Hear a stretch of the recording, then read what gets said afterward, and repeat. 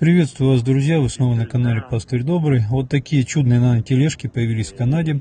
Сканер ладони, либо микрочипа, который находится в руке, и подтверждение вакцинации. Необходимо, чтобы купить товары. Вот это новые банкоматы, которые также предназначены для сканирования руки, а в частности даже не только для сканирования руки, сколько для предъявления микрочипа, который находится внутри ладони.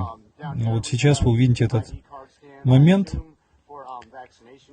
Человек показывает на место, где сканируется микрочип.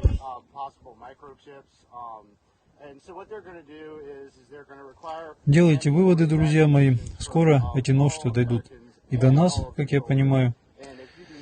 Поэтому необходимо следовать пути наших предков, возвращаться на землю, пока еще не поздно. Храни вас Господь.